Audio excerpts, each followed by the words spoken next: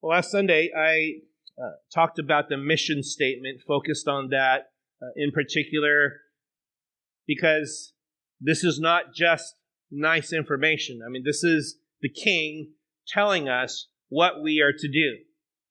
And I think for many of us, this issue of submitting to authority is something that we don't really maybe like, because at heart, we are rebellious creatures. I mean, we find it very easy to say no to almost anything and everything because we don't like to be told what to do. And sometimes what we project onto our Christian faith is, oh, God is just some ogre who is forcing me to do things that I don't want to do, that are not fun, and I just kind of have to do it or he's going to zap me. And that's a horrible view of what it means to be a Christian. At the same time, we need to understand that there is an authority. There's a weight to the authority that Christ proclaims, that he has. All authority has been given to him on heaven and on earth. There's nowhere else. He has all authority. And when he tells us, this is what I call you to do we take it seriously? And I shared this last time.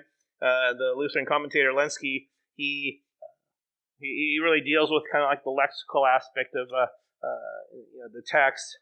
And I was telling you last week how grammar is important, and how the main verb in Matthew 28:19, make disciples, is in the aorist tense, which we don't have in the English, but it's just really the idea that this is something just to be done.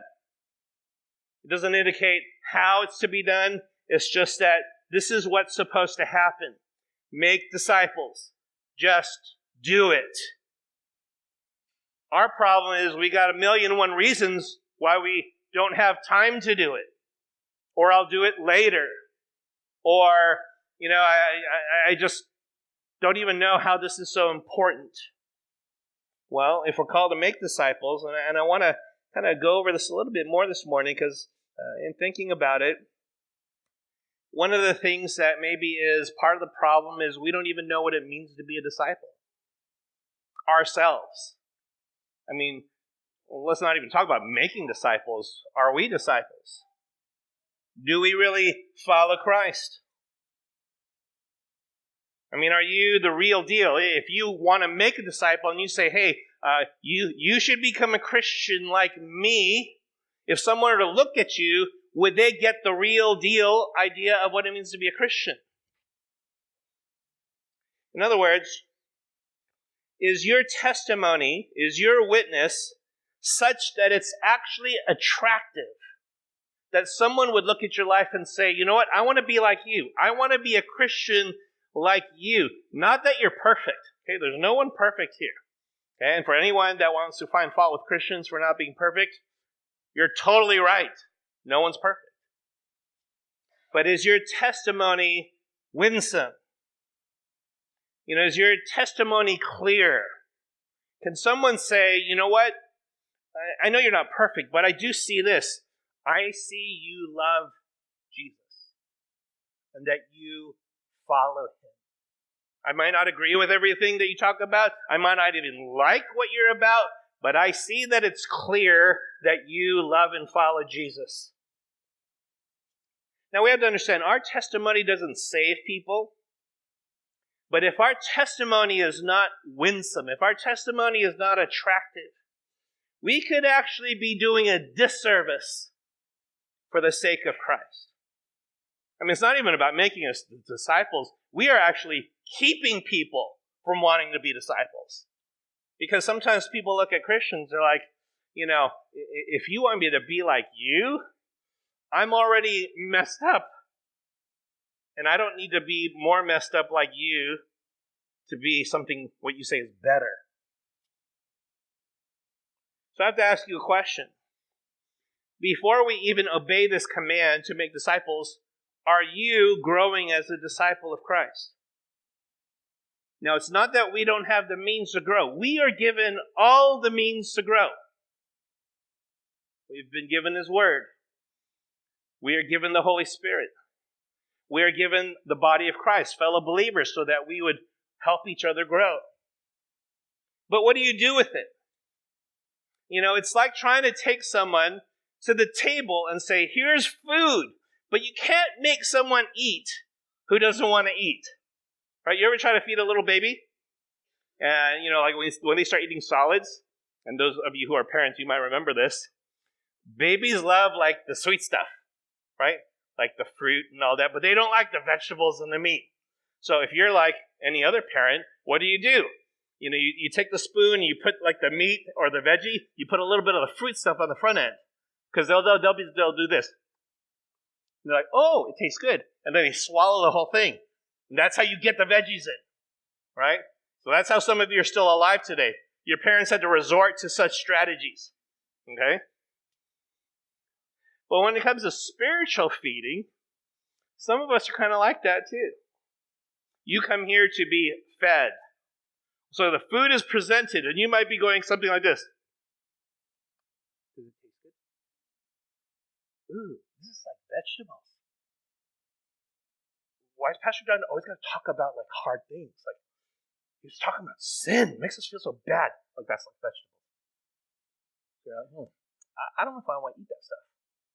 Come on, give me some good stuff. Give me some candy. Give me something sweet. Give me something that would make me feel good. And I'm not sure what I'm supposed to say then. Jesus loves you. He wants you happy. He wants you to be rich. Oh, yeah. Give me more of that. I want that one. I want the rich one. He wants me to have a nice life. Now, that might sound okay. I don't know. I said it in a high-pitched voice, but, you just go, I kind of want stuff like that. But is that what it means to follow Jesus? Is Jesus really just kind of like a genie that we kind of rub his belly and then we say, do what I want you to do so that I feel happy about life, that I feel fulfilled about life? I think sometimes that's really what it comes down to. Even for those of us who might say, well, I'm a conservative, evangelical, Bible-believing Christian, but we're closet prosperity gospel people. Because the way we live actually shows that we find a greater value in the kind of life the world says is a good life, not necessarily the kind of life that God says is the right life. And so when we are given commands, are you living in present active obedience to these commands? Are you growing in such a way so that you take to heart the things that God calls you to obey? Now, I'm going to have to remind you, I'm not telling you to do these things. This is not the word of John Kim that's being preached. I'm just the messenger. And that's why people, they sometimes associate the messenger with the message, so they stone the messenger. Let's just shut him up, because if he stops talking, we don't have to listen to this anymore. Well, that's happened throughout history. Jesus even talks about that when he says, you who stoned and killed the prophets. Why? Because you didn't want to hear what the prophets had to say. So they just killed them. Well, God's word makes it very clear. We who say that we follow and love Jesus Christ, our lives should reflect that in how we live, so much so that we could confidently, not perfectly, but confidently tell someone, imitate me as I imitate Christ. In 1 Corinthians 11:1, that's what Paul says. Be imitators of me, just as I also am of Christ. Now, he does not say this arrogantly. Now, some of us might say, well, but he's Paul. Well, remember where he came from. He hated Christ. He persecuted and put to death Christians. I think for the rest of his life, he had to live with the burden and weight of that. You understand? Yes, he wrote half the New Testament. Yes, he went on these missionary journeys. We would say, arguably, he was the greatest Christian who ever lived. But when he says in 1 Timothy 1, that he is the chief of sinners, he doesn't say that with false humility. He says that bearing the weight that he killed Christians. Can you imagine on his missionary journeys, it must have happened where he would go to a church and he would meet people, and people would say, I remember you. He's like, oh, where did we meet?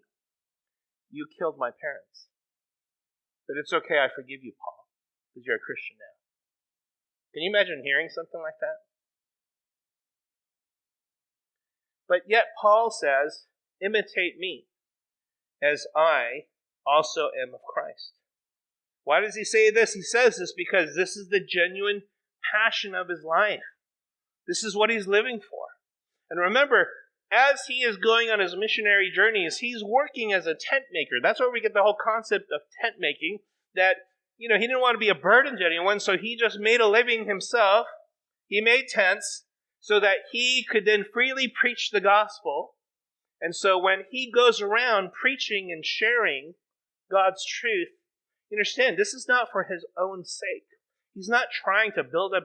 You didn't see him start up the Apostle Paul's ministries, where it was all about him. No, he's just saying, I just want to share the message of the gospel of Jesus Christ. And he went through so much suffering in order to do that.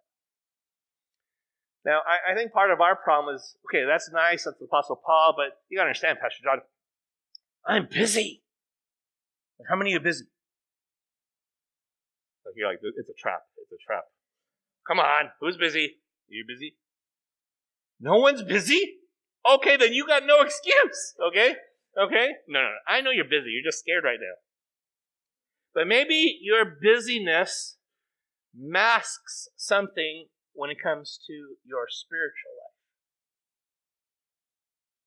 life. In Hebrews 6:11 and 12, it says this, and we desire that each one of you show the same diligence so as to realize the full assurance of hope until the end, so that you will not be sluggish, but imitators of those who through faith and patience inherit the promises.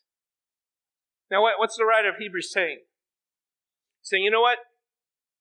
You as a Christian need to live with diligence and not be sluggish. That word sluggish, remember the word sluggard? You hear that word in the book of Proverbs often. Don't be like the sluggard. Like Proverbs 6. 6 says, go to the ant, O sluggard. Observe her ways and be wise, which having no chief officer or ruler prepares her food in the summer and gathers her provision in the harvest. How long will you lie down, O sluggard? When will you arise from your sleep? The idea of sluggish is this idea of being lazy, slothful, negligent.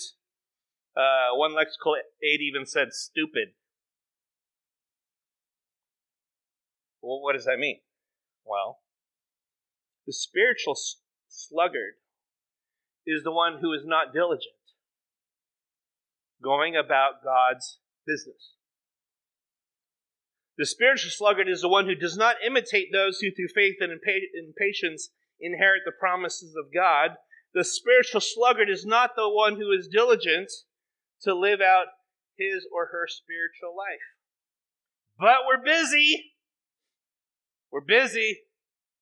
College students, are you busy? Pastor John, I got midterms. You understand? Midterms. My life depends on this midterm. I have to do well. You don't understand, Pastor. You don't understand.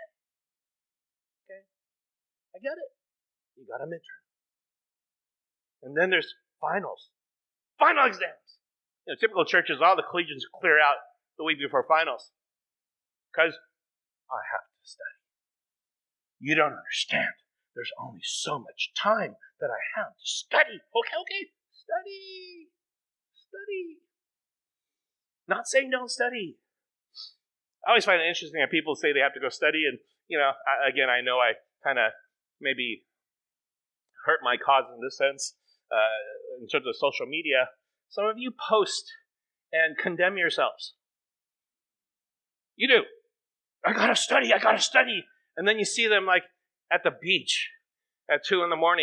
playing. Like, oh, you're studying, nature. I get it. It's good. Now, I did the same in college. I am not condemning you, okay? We would study. We would go to Powell Library to study. I found out that meant you put your books in the cubicle, and then you go talk. You talk to people. It's okay. I'm not saying this because I want to condemn you. I feel you. Okay, and then those of you at work, Pastor John, you don't understand. I have a deadline coming up in 2 years. I'm really busy. You got to just understand. I mean, my company's reputation rests or falls on whether this happens or not. So, you understand? I get it. Pastor John, I'm getting married. You know what it takes to get married? You know how much work there is to be done? I got to put together the registry list. That's a lot of work. I know. I remember. Angela and I went to, I don't know, where was it, honey? Robinson's May or something like that, or Macy's, I don't know, whatever the big department store was. And we spent several hours picking and choosing what kind of china and cutlery and napkins and napkin holders. And I think we got 3 things from the whole list.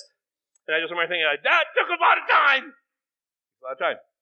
Pastor John, you don't understand. Got to buy a house. Some people are in the middle of buying a house. You know how much work it takes to buy a house? Yes. We have bought and sold 6 homes. Angela's actually the one that's pretty good about doing all the paperwork. She actually reads every line. And I'm glad she does. Because I couldn't. But, you understand, I'm busy. Pastor John, you don't understand. I got kids. Just had a baby.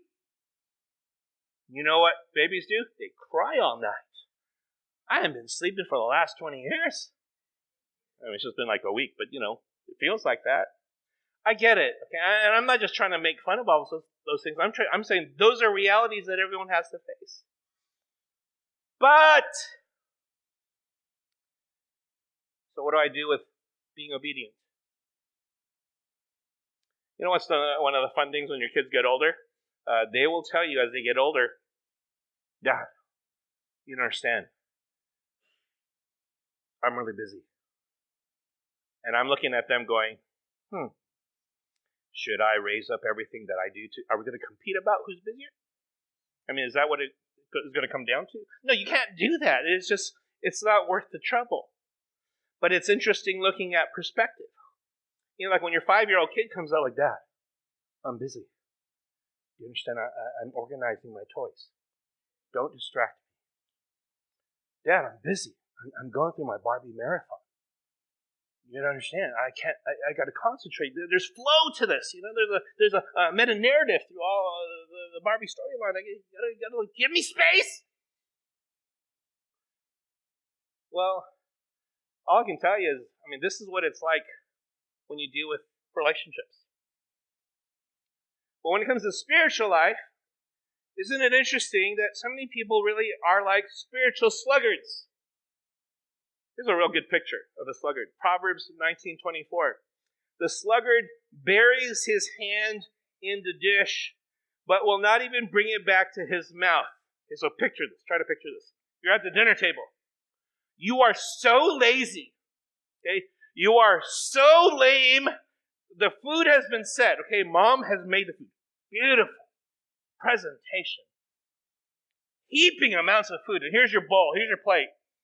You put your hand in, you get the food, and you can't even bring it back to your mouth. Because you're like, oh, I'm so tired. I don't think I could put the food in my mouth. And your hand's stuck there. You bury your hand in the dish. You don't even bring it back to your mouth. To me, that kind of echoes James 1. You could be a hearer of the word. So some of you are like, ooh, Bible. I love the Bible. It's like I love food. So heaping amounts are presented to you. It's laid out before you. And you're like, oh, okay. But it's a whole other thing to actually do something about it. Hearing it, it's just like getting the presentation. The table is set. The message has been presented. And you set your hand to the dish and you just let it stay there. Because the spiritual sluggard doesn't even care to eat it. James 1:22. But prove yourselves doers of the word, and not merely hearers who delude themselves. For if anyone is a hearer of the word and not a doer, he is like a man who looks at his natural face in a mirror. For once he has looked at himself and gone away, he has immediately forgotten what kind of person he was. But one who looks intently at the perfect law, the law of liberty, and abides by it, not having become a forgetful hearer, but an effectual doer, this man will be blessed in what he does. So when you go back to the mission statement, to make disciples of Christ, I want to ask you, are you an effectual doer, or are you a forgetful hearer? You know, you might say, yeah, I know the mission, make disciples of Christ. Okay, so it got presented to you again. And you're like, I've had this before. It's like getting the same dish. Why do I keep getting the same dish? Well, your hand maybe gets buried in it, but it hasn't come back. And that's an issue of being a spiritual sluggard. Now, part of it is also an issue of maturity. You know, when you're a child, yes, you are still held to be obedient. Okay, so for those of you who are living at home and you're with your parents, and your parents say, you need to brush your teeth. Now, there are a lot of people who don't like to brush their teeth. And the parents are like, brush your teeth for your own good. You know what happens when you don't brush your teeth? A lot of problems. A lot of problems. Wait till you get to my age, they will all manifest themselves. And you will beat yourself over the head. I should have just brushed and flossed. If you need help with that, talk to James Schiff. Okay? He can help you out with that. But when you're a child, sometimes you push back on being obedient because you're like, well, I don't feel like it. Well, you know, there are a lot of things we don't feel like doing. I have never felt like taking out the trash. Have any of you, like, you gotten up and you're like, wow, today I want to take out the trash because it's the most exciting thing to do in my life. I mean, some people are good about this kind of stuff, but is that what you're excited about? So when your parents say, hey, son, take out the trash. Why do I have to take out the trash? Why do I gotta do this? Take out the trash. Okay, I'll do it. I think that's the same kind of attitude a lot of times we have with God. God says, go and make disciples of all the nations. Why? Why do I gotta do it? I don't feel like it. Why are you making me do this stuff? Don't you ever understand? I gotta work on my Nintendo skills. God, come on. I mean, that's boring stuff. God, I want to do something more fun. So God might say, so what's fun? Video games. You know, what's one of the sad things? I'll talk about this a little more later. But it's amazing how the screen, okay, so here's a screen. Different sizes of screens. I have a small, medium, and large here. And one's a timer, one's a clock, one's my notes. Okay. It's almost like our perspective is reduced to this. And that's all we see now. Because this is what makes me happy. Now, I'm not saying you can't play games. Okay. I played this one game called Virus War. I'm on level 306 now. I've gotten pretty good. And it's about killing viruses. And I don't know why. Sometimes I'm all stressed out and all like, okay, I just need to play a little game. So I've been learning to play this game. But part of me, I have arthritis. My reactions are not quick enough, so I die fast. So I'm like, I'll be like, like there's an emotional reaction.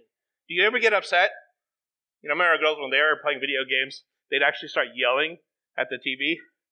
God, I hate you! As if they would hear you and respond. I think for some of us, we show more excitement and more passion for something that's not even real. And then God says, will you obey me? You know, I think the immaturity for so many people that is revealed in their perspective, it is that they're short-sighted. And they don't take into account that the God who calls you to these commands is a God who loves you and wants you to actually live a life that is truly meaningful and filled with purpose. So that's why as a Christian, it's crucial that you pursue spiritual growth and maturity, or else you will be like the spiritual sluggard who doesn't do anything with what you're handed in terms of spiritual food. That's why we live in an age where there are so many spiritual resources at our disposal. You could listen to the greatest preachers anytime. That's kind of sad for preachers like me. I've actually had people say, "Hey, Pastor John, I was listening to Pastor John Piper the other day. The best sermon I ever heard in my whole life. Why can't you preach like him?" I've actually heard people say that. I'm like, maybe because I'm not John Piper. I'm just John Kim. But you know what? Good. Listen, I'd rather have you listen to John Piper, John MacArthur, Alistair Begg. All these other wonderful, great preachers that are out, because you have so much resource at your disposal. But even with all that, what do you do with it? It's almost like you're propping up all these messages around you to say, look at all the stuff that I got, but do you actually eat it? Do you actually do something with it? So if you understand what it means to be a disciple of Christ, then the command is make disciples. And as I mentioned last week, are you actually doing that? Are you doing that? Just a simple act. Are you doing it? Are you doing it right now in the present tense? Obedience is meant to be done in the present tense. You don't say, I did these things in the past and bank on past obedience to sustain you in the present. And you don't make grand promises that you will do it in the future. Are you presently doing it in the now? When Jesus calls us to be obedient, you do not qualify your obedience. You obey. And you obey now. Now the other thing is, are you present in doing it in the present? In other words, when we talk about the Great Commission, this is to the church. And in order for us to be the church, we need to be here at the church in the sense that we're actually doing it corporately, collectively. There's a reason why we actually physically gather together on a Sunday. It's not random. It's not arbitrary. It's not because of anything. We don't have anything better to do. We are actually called to physically gather. Do not neglect the assembling of yourselves together. Hebrews 10. We are called to encourage one another. And that encouragement comes through your physical presence. Now, some people don't really value physical presence, and our current culture devalues physical presence even more. In the day and age of virtual relationships, we actually depend maybe too much on not being physically engaged with each other. We talk about being socially awkward. I think there's a reason why we have a lot of socially awkward people. Because we don't even know how to interact with each other. And not only that, we're scared to interact with each other because you're afraid of what people might think. But it's beyond social awkwardness. It's just social absence. How much time do you spend absent from being involved in other people's lives? People are now content to stay in their rooms or stick on your headphones. You're glued to your screen. Even if someone is next to you physically, you don't even talk to them, you text to them. There's no physical engagement. There are no conversations happening. If that's the kind of life that you present, what kind of disciple will you be making? How do you make disciples that way? If you're too busy to invest your life in being a disciple now, you're never going to grow as a disciple. If you're too busy to invest your life in making disciples now, you're never going to make disciples. You will be busy pursuing your own life for your own fulfillment. And then at the end of your life, when you face God and he asks you, so where are the disciples that you were called to make? Where are they? Can you show me? Whose lives did you invest in? Who's going to step up? Who's going to step up and say, yes, I was one of those lives invested. And at that time, I don't think the excuse of saying, well, God, you understand, I had a midterm. I had a work project. I was buying a home.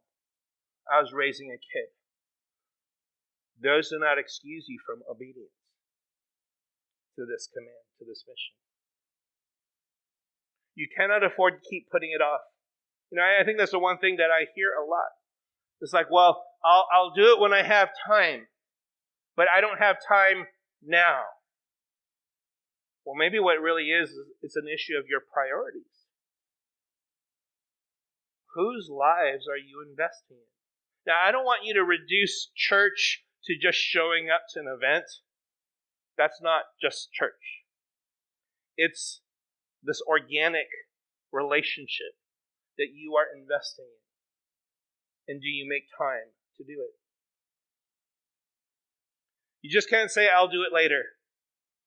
Because what you're saying by I will do it later is, God, I have more important things than the things you call me to do. I'm going to do that first. And when I have some leftover time, I will then do it. Life is short. Before you know it, you're going to be on the latter end of your life.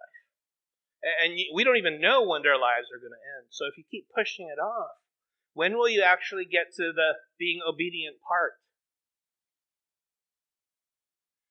The royal edict has come from the mouth of the king. Royal authority has been declared. So to disobey what has been commanded is not just a matter of disregard, it's a matter of rebellion. It's a matter of rejecting authority.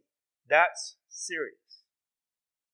Like, Pastor John, why you got to be so intense about this? I'm not the one saying this. You have to answer not to me. You have to answer to the king. And when he asks you, were you obedient to me? You don't look around and you can't have someone cover for you. It's just you. Your parents can't cover you. Your teacher can't cover you. Your boss at work can't cover you. No, you have to answer to God. So, we talk about this aorist tense idea. It's, you got to just do it. The concern is, I don't need to hear all these excuses. Just do it. And you're like, but I need to know how. I need to know why. I need to know. No. Are you doing it? The present tense matters in that you must do it now. The active voice matters in that you as the subject do it. Now here's another thing about sermons. When we hear a sermon, have you ever thought, someone really needs to hear the sermon? Like someone else needs to hear the sermon. No, the question is, are you doing something about what you hear? When you talk about the imperative mood matters in that it says you must do this. This is not negotiable. This is not optional. This is not just a nice idea. The imperative says it's a command. Will you do it? Because if you don't, it's disobedience. So, this is what I did. I took the Great Commission, and if you will bear with me, I wrote it out in a way that hopefully will make sense in kind of expanding the perspective a bit. Here we go. Because Jesus, as Lord and King, has all authority in heaven and on earth, he has given us this command. Go. And as you are going, make disciples who love and follow me. This is Jesus speaking. Show them that you love and follow me. Share with them the good news of the gospel of who I am and what I have done. And then welcome and celebrate the conversion of sinners as they bear witness through baptism in the triune God. Teach them continually about everything that I've shared with you. All of it. And be faithful and persevering in the process. because it will be challenging.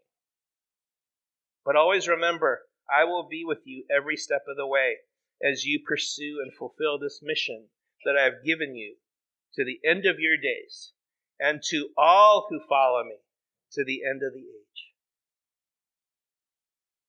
When you hear the Great Commission, I hope you get a sense of what that really means. It is a 24/7, 52, 365, and 366 in leap years. You don't get one day break in leap years. I am called to fulfill this mission. I am supposed to be actively on mission every day of my life. So are you presenting your life to Jesus in doing this? This is why we planted the church here in LA, so that we would fulfill this mission, this mandate. This is why we gather together on Sundays, to teach you all that Christ has commanded. This is why we started meeting with the Collegians on Friday night, so that we would disciple you, equip you, so that you can then go to the campus, that you would represent Christ and make disciples. Yes, even at those Christian campuses. They need Jesus too. This is why the singles met last Sunday, so that you would be taught the truth of God's word, so that you would go into the workplace, that you would represent Christ, that you would make disciples. That's why the marrieds met 2 Sundays ago in Agape, so that you would be challenged to continue fulfilling the mission of making disciples. Yes, starting with your home. Start with your spouse, your children. But be a witness in your neighborhood, your workplace. Shine the light of Christ when you take your children to school, as you gather in social settings, as you have opportunity to invest your lives in others, so that they could see what it's like for someone who's married, who loves Christ together and follows Christ together. So they could see what it's like to be a parent that loves Christ and teaches their children to love Christ. You know, there are a lot of people that have never seen that. That's one of the most common things I've heard from people is, my parent, I never really saw Christ in my parents. Even for those who grew up at church. Because it was just like a little Sunday thing. Or maybe you don't know what it's like to be in a place where people take Christ seriously at the workplace. I mean, tomorrow morning when you go back to work, what are you going to do? What kind of conversations are you going to have? Are you going to laugh at the same dirty, perverse conversations and jokes, knowing that those things dishonor Christ? I'm not saying you need to be obnoxious and you need to, slam people for it. But can people see Christ in you? How about when you go to school? Is the only thing someone knows about you at school is that you study hard? That's great that you study hard. But do they see Christ? You see, wherever you go. This is why playing sports is a big thing too. As you play sports, now, I'm actually very competitive. I really am. I like to win. Like, wait till this retreat. We play foosball. You will see as much intensity that a 54-year-old can now exhibit. I don't like to lose. But I'm not going to win at all costs, at the loss of marring the witness for Christ. You see, that's the tragedy of like church tournaments. They're like the most satanic, sinful things ever. Has nothing to do with Jesus. They pray at the beginning. God bless this time together. Amen. And they go at each other. You see elders, pastors, church members, the praise leader who sings sweetly of Jesus. We love Jesus. And then they play, I hate you. And you're like, contradiction. Like, how does this work? And I was talking to Meinhof about this in Germany when they had their conferences. They play soccer. Same thing. We just came from a session where we're talking about the love of Christ. And then you come out and play soccer and you don't see any love at all. So it's worldwide. But the question is, do you show Christ? I mean, think about, why do we spend time with the nursery kids? Are they just filler times? Are we just sending people there? Bear with those babies. Okay? As they torture you with their crying and their moaning and groaning, and then you'll get thrown up on once in a while. Just deal with that. No. No, do you show Christ to them? How about the preschoolers? The elementary kids? The youth? I was reminded, I was at Grace Church this past week, and every time I go to Grace Church, I'm reminded, because I started there when I was in ninth grade. And I remember being there in the buildings with the youth staff. And I look back now and go, man, junior high is a bunch of punks. Because all you do is complain, you fall asleep during the message, and you don't really care. You just want to have fun. So for all the people who work with youth, thank you. It's a pain in the neck. Because they don't appreciate you. They just mock you. They'll make fun of you. I remember one time I was driving the church van and some junior high picked his nose and wiped it on my leg while I was driving. And I was like, I want to kill him. Like, how does he do that? How does anyone in their right mind think of doing such a thing at a church thing? You don't do that. No, junior hires do that. But if you have the love of Christ, what are you going to do? Love is patient. Love is kind. Really? Are you really going to show that? Are you going to show the love of Christ? Now, it's not up to us to determine the results. The question is, are we being faithful to invest our lives into people? Showing them what it means to love God, to love people, to be obedient to His Word. Why? Because we love Christ. And that we would bear witness. And even with my own weaknesses, my own struggles, yes, even my own sinfulness, I trust that the grace of God will still use me to be someone who will bear witness that Christ means everything. It's really only by the grace of God that we can be sustained in this venture. It is only by the grace of God that we can be sanctified through this process. It's hard. One of the things you learn very quickly about being at church with people is that it's complicated. It's messy. You get past Sunday. Sunday's like, hi, how are you? And then when you get to nitty-gritty, you sit down, let's have a talk. Yeah, my life's a mess. I got a lot of issues. So what do you do about it? Pastor, fix it. It's amazing the stuff that comes out.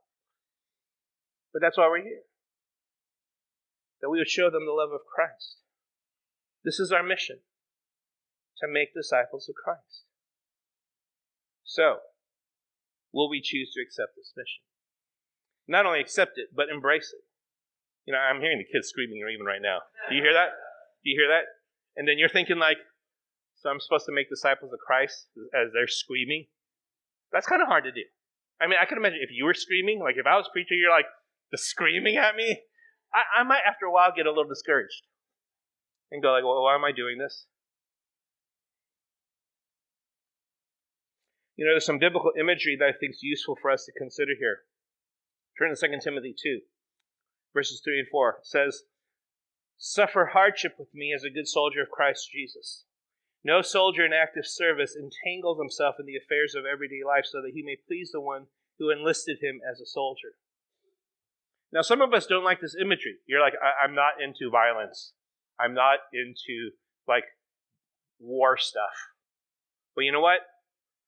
War is not a respecter of persons. Go to a war zone. What are you going to do? Go up to the war zone area to the enemy and say, time out. I'm not into war, so I'm not a part of this. They're like, you're part of the enemy. I'm going to kill you right now. I'm like, no, don't kill me. Can we just talk about it? Let's go to Starbucks. Let's grab a latte and can we talk? No, I'm going to kill you because you're the enemy. You see, you don't have the luxury. And I think for some of us, we don't understand how privileged we are. We'd like to talk about everybody else's issues and everyone else's problems when we live this luxurious, comfortable life. And we actually have the nerve to get angry about other people's problems. And then as a Christian, got to ask you, how much do you avoid hardship, discomfort? We can be critical behind our computer screens, writing a blog, get angry in that way. but what do you actually do to engage in the trenches? I think that's the tragedy of our culture today. It's easy to sound noble, but are you actually suffering hardship? Actual hardship for the sake of Christ. Now, it doesn't mean it's going to be so crazy ugly. Some of it just means, do you sacrifice time for the sake of others? Or are you so busy with your own life, your own pursuits, your own hobbies, your own whatever it is, that you never have time to invest in people?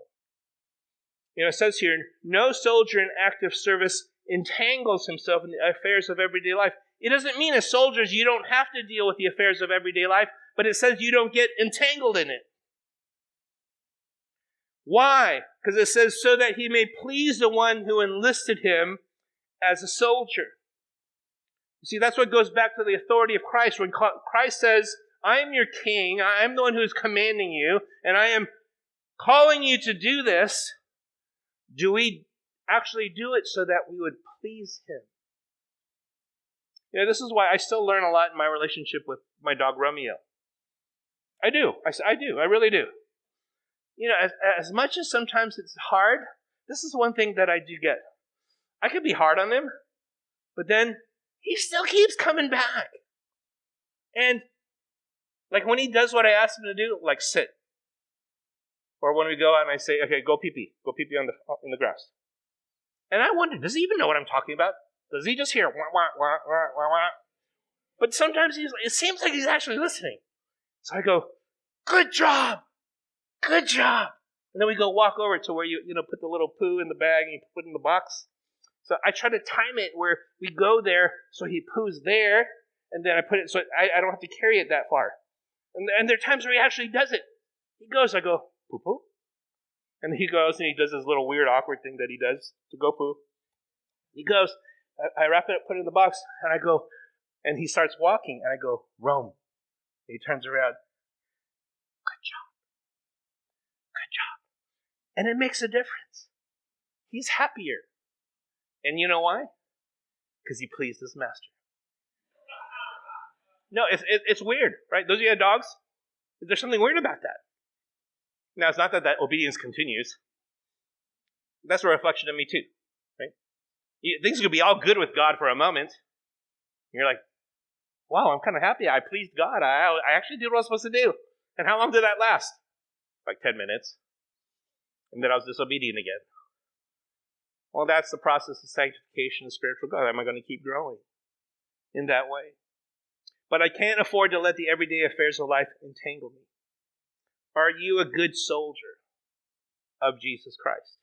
Are you on mission? And are you living in the present tense in fulfilling this mission?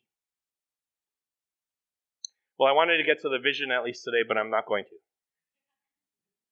But what I will do is this. Take a moment and just focus on the fact that you're seeing. Okay? What do you see? What do you see? You see something. We are supposed to fix our eyes on Christ, right? Hebrews 12. Fixing our eyes on Christ. Setting aside the things that would entangle us. Setting aside the sin. Fixing our eyes on Christ. Following Christ. Seeking first his kingdom. So here's the thought I want to leave you with. So what's distracting you from that? What is keeping you from being fixed? If I look at that exit sign, I'm thinking right now, I'm going to go out that exit sign because it says exit. I'm ready to go. I'm hungry. I want to get lunch. Pastor John, finish already. And as I'm heading there, someone says, hi. And I go, oh. And then I take another 2 steps. Hi. Now, it might be good people, it might be bad people, but someone's distracting me from getting out. If we are supposed to fix our eyes on Jesus, I think we need to really be honest and say, so what's distracting me? And what's distracting me from the big picture? In fact, there's so many things distracting us. It's no surprise that we don't value the big picture of God's kingdom plan. We get distracted by these little things. Think about that this week. And I think especially this topic on the retreat, time, work, and rest, is going to be so practically relevant to that. I ask you to bow your heads as we close and go to communion.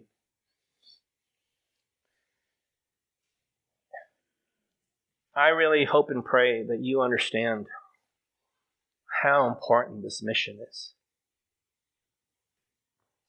It's not good enough just to talk about it. And it's not good enough just to say, yeah, that's part of our MVP. Am I an effectual doer or am I forgetful hearer?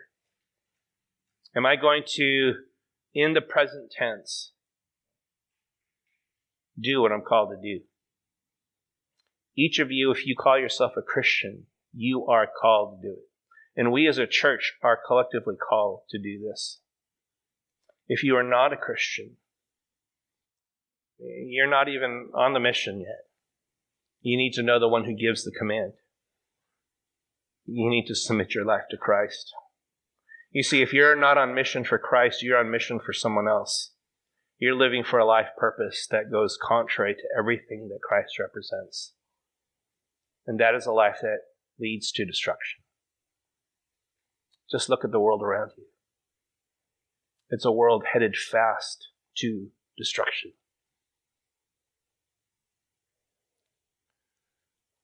You need a different master. One who actually addresses the issue of your sin. Because he is the one who died and rose again to save us from sin and to call us to live a life, to give us a mission and purpose for life, that we would live for the glory of the one who created us. There's no greater mission.